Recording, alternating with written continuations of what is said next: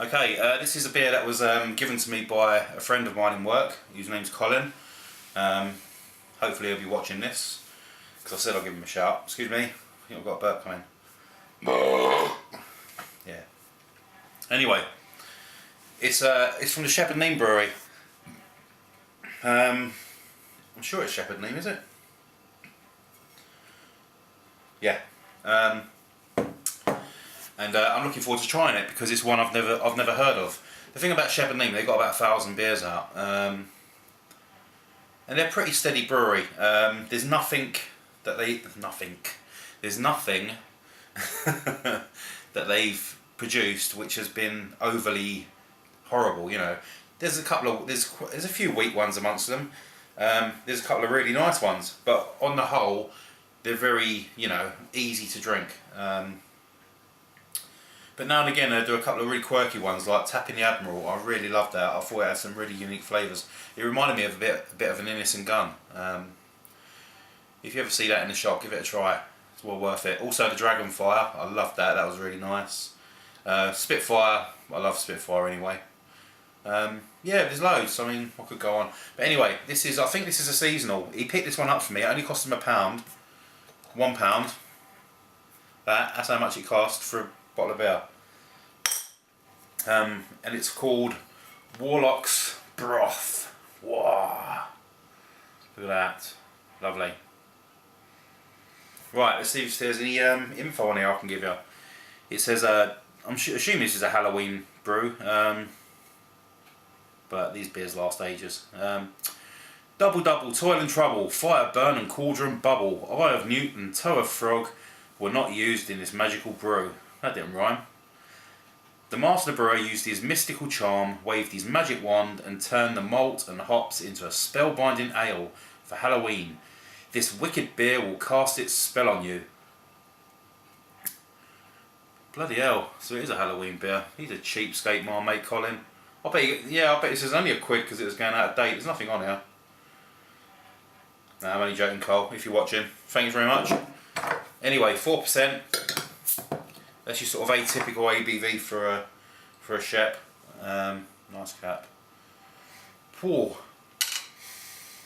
I'm getting that Shepherd Neame yeast straight away. It's coming straight through. Right. I'm hoping, although this is a Halloween beer and that's way gone now, I'm hoping they haven't just stuck the name on a beer they've already got out. I hope it's a unique sort of brew. Off-white head, sort of chestnutty brown colour. Looking quite pretty in the glass, as you can see. I'm getting a right whiff from here. Right, let's get my nose on it. Pardon me.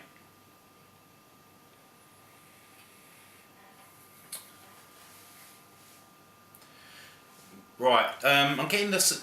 If you've had a Spitfire, you get that sort of sour Shepherd Neame yeast. I'm getting that coming through. I'm also getting like a walnut or something like that. A tiny bit of sourness, which is strange.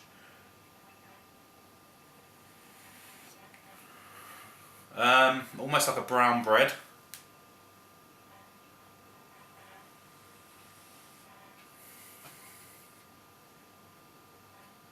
A little bit of spice as well. I'm not a big fan of spices, so I can't really sort of pinpoint names for you. Yeah, I mean, let's give it a go. Let's see what happens. Cheers. Cheers, Colin. Thank you very much.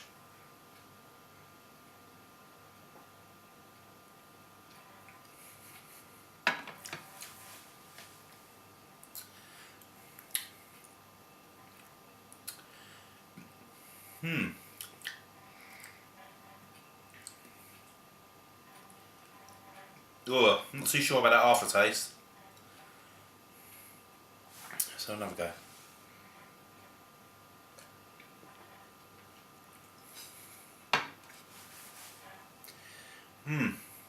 Okay. Very light body, medium carbonation. Little bit of a nutty sort of taste. Nice, a tiny bit of sweetness, but in the whole you're getting a very sort of average tasting bitter. Nice bit of bitterness on the tongue on the initial taste. Tends to trail off to the sides at the end. Very clean, very crisp. But you're also getting this very strange sort of sourness, which sort of sits on the back of the tongue afterwards and stays there. I've mentioned it before. Terry knows what I'm talking about. When you get the old dandelions that when you was a kid, you'd blow them. You know, the things that fly off. We used to call them wishes when we were kids. You'd make a wish and blow it. But anyway, the stem, if you was to sort of get that between your fingers, you get that sort of almost resinous dandelion stem, and it's quite a sour. Sometimes when you was a kid, you'd eat a sandwich after you'd been playing out, and you get that taste in your mouth, and it's like a really sort of it's really hard to describe. It's just like a really bitter sourness, not the most pleasant taste, and you get that with this. It's on the aftertaste.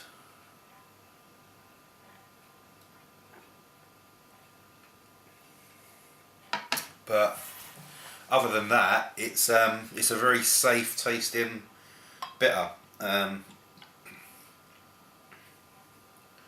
Yeah, I could see it appealing to your average ale drinker.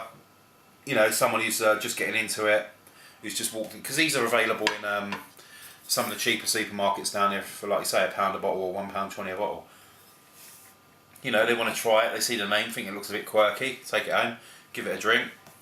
You know, it's nothing amazing, there's nothing that's going to blow their heads off, and it's nothing that's going to alienate them too much. And yeah, I suppose in a way that's good, because it gets people into trying different ales. They might think, oh yeah, that tasted alright, but you know, let's have a look and see what else I can find. It's all stepping stones, isn't it? But to me, that's not that great. 6 out of 10. I could drink about 2 or 3 bottles of it, yeah. Excuse me. And the more you drink it, the less that sort of sourness tends to disappear, and it just turns into a pretty average bitter.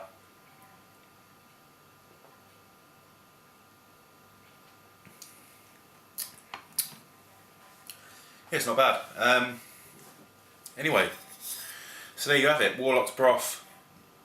Bit disappointed that it hasn't got any sort of unique-y sort of flavours, you know. It just seems like they've stuck a label on an average bitter. But anyway, thank you very much for watching, and I will see you again soon. Hopefully tonight.